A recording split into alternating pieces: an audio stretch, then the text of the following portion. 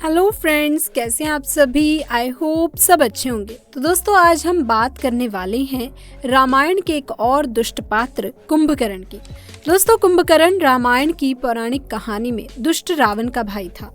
पौराणिक कथा के अनुसार कुंभकर्ण को कभी न मिटने वाली भूख और प्यास थी और वो काफी देर तक सोता रहता था। उसका स्वभाव भी अनियंत्रित था, जिससे कई लोग डरते थे। दोस्तों, हर कोई जानता है कि कुंभकर्ण बहुत सोता था, लेकिन उसके सोने के पीछे की वजह क्या थी, ये शायद बहुत ही कम लोग जानते होंगे।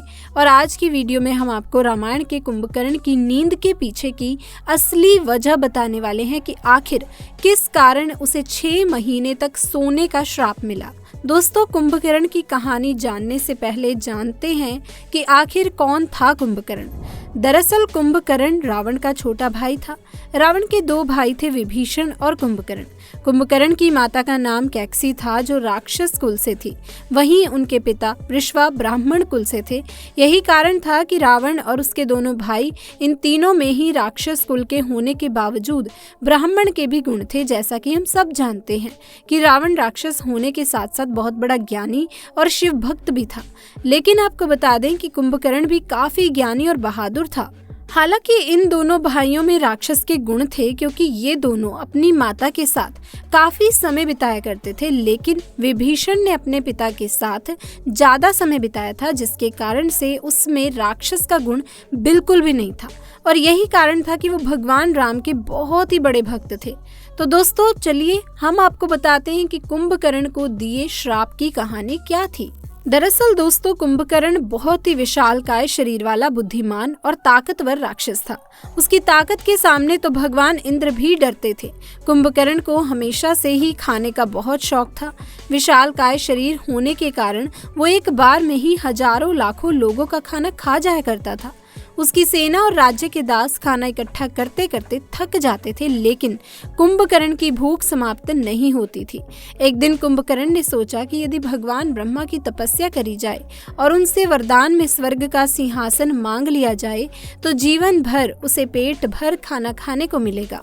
अब ये सोचकर कुंभकर्ण और उसके दोनों भाई रावण और विभीषण ने उसके साथ तपस्या करना शुरू कर दिया। वो भगवान ब्रह्मा का नाम जपते हुए लंबे समय तक तपस्या करते रहे। इधर भगवान इंद्र को भी डर था कि कहीं भगवान ब्रह्मा इससे प्रसन्न होकर वरदान मांगने को ना कह दें, और यदि उन्होंने ऐसा किया तो निश्चित ही कुंभकर्ण स्वर्ग का सिंहासन मांग लेगा। ये डर उन्हें सता रहा था, और यही चिंता लेकर भगवान इंद्र माँ सरस्वती के पास पहुंच गए और अपनी सारी चिंताएं बताने लगे। इसके बाद माता उनकी मदद का आश्वासन देती हैं। उधर भगवान ब्रह्मा कुंभकर्ण की तपस्या से प्रसन्न हो चुके थे और फिर वो उन तीनों को दर्शन देते हैं। दोस्तों, भगवान ब्रह्मा कुंभकर्ण को मनचाहा वरदान मांगने को कहते हैं। कुंभकर्ण वरदान के रूप में इंद्रासन मांगने ही वाला था कि माता सरस्वती उसकी जीभ पर आकर विराजमान हो गई और इंद्रासन की बजाय निद्रासन बुलवा दिया। जब तक रावण और कुंभकर्ण ये समझ पाते कि तब तक भगवान ब्रह्मा तथास्तु बोल चुके थे। इसके बाद जब कुंभकर्ण और रावण को इस बात का एहसास होता है, तो वो भगवान ब्रह्मा को वरदान वापस लेने के लिए विनती करते हैं। लेकिन भगवान ब्रह्मा कहते हैं कि एक बार दे दिया वरदान वापस नहीं लिया जा सकता। इधर कुंभकर्ण को भी अपनी गलती का एहसास हो गया था। वो भगवान ब्रह्मा के सामने रोने और गिड़गिड़ाने लगता है। तब भगवान ब्रह्मा कहते हैं कि मैं वरदान तो वापस नहीं ले सकता, लेकिन इस वरदान के प्रभाव को कम जरूर कर सकता हूँ। हमेशा निद्रा में रहने के बजाय अब तुम 6 महीने जागोगे और 6 महीने निद्रा में रहोगे। जिसके बाद से कुंभकर्ण 6 महीने तक नींद में रहता और 6 महीने जागने के दौरान पेट भर के खाना खाता। लेकिन इस 6 महीने के दौरान वो इतना खाना खा जाता था कि पूरी लंका में खाने की कमी हो जाती थी, और खाना ना मिलने की सूरत में वो और भी ज्यादा गुस्सा हो जाता था, जिसके बाद में वो अपने सामने आने वाली हर चीज को खाना शुरू कर देता था। दोस्तों, रावण भी इस बात से बहुत परेशान था और उससे अपने भाई की ये हालत देखी नहीं जा रही थी। जिसके बाद रावण ने एक बार फिर से ब्रह्मा जी की तपस्या करी, और जब प्रसन्न होकर ब्रह्मा जी उसके सामने आते हैं, तो रावण ब्रह्मा जी से कुंभकर्ण के 6 महीने जागने के वरदान को बदलने के लिए कहता है। जिसके बाद ब्रह्मा जी वरदान को बदल देते हैं और इस बार कुंभकर्ण के लगातार 6 महीने सोते रहने और 1 दिन जागने का वरदान दे देते हैं, जिससे कुंभकर्ण का सारा जीवन सोते हुए ही बीतता। 6 महीने तक निरंतर सोने के बाद वो केवल 1 दिन के लिए जागता था और उस दिन बहुत सारा भोजन खाता, मदिरा पीता, नृत्य देखता और फिर से सो जाता। दोस्तों, जैसा कि हम जानते हैं कि कुंभकर्ण का जिक्र रामायण में तब होता है जब माता सीता का अपहरण कर लेने के बाद भगवान राम और उनकी वानर सेना के साथ रावण का युद्ध होता है। रावण की विशालकाय सेना जब भगवान राम की सेना के सामने हारने लगती है, तब अंत में रावण अपने भाई कुंभकर्ण की मदद लेने की सोचता है, लेकिन उस समय कुंभकर्ण अपनी निद्रावस्था में होता है और इतने विशालकाय भाई को गहरी नींद से उठाना बहुत ही कठिन काम था। फिर भी उसने अपनी लगभग आधी सेना को कुंभकर्ण को उठाने के लिए भेजा। इधर रावण की लाखों की तादाद में सेना भाला, तलवार और सीढ़ी लेकर कुंभकर्ण को जगाने चल पड़ती है। उधर कुंभकर्ण गहरी नींद में सोया हुआ था। पूरी सेना उसे जगाने की बहुत कोशिश करती है। कुछ लोग सीढ़ी के जरिए उसके पेट पर चढ़कर उछल कर उसे जगाने की कोशिश करते हैं, तो कुछ लोग नीचे उसके शरीर पर भाले का वार करते हैं और उसे उठाने की कोशिश करते हैं। लेकिन दोस्तों, जब लाख कोशिश करने के बाद भी कुंभकर्ण नहीं उठता, तब सेना के मन में ख्याल आता है कि क्यों न इसे स्वादिष्ट खाना परोसा जाए, क्योंकि कुंभकर्ण खाने का बहुत ही शौकीन था और शायद वो भोजन की सुगंध से उठ जाए। दोस्तों, ठीक यही हुआ। सभी सेनाओं ने विशाल मात्रा में विभिन्न प्रकार के स्वादिष्ट भोजन को जुटाया और भोजन की स्वादिष्ट सुगंध जब कुंभकर्ण की नाक में गई तो वो अपने आप ही उठ गया, जिसके बाद उसने भरपेट खाना खाया और खाना खाने के बाद वो सीधा अपने भाई रावण के पास गया।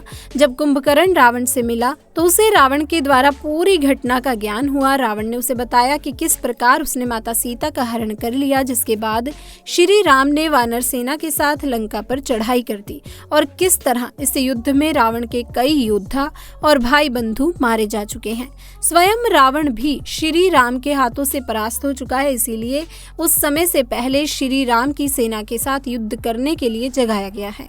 दोस्तों, उस वक्त कुंभकर्ण को ये आभास हो गया था कि श्री राम कोई और नहीं बल्कि नारायण का अवतार है और माता सीता स्वयं माँ लक्ष्मी का।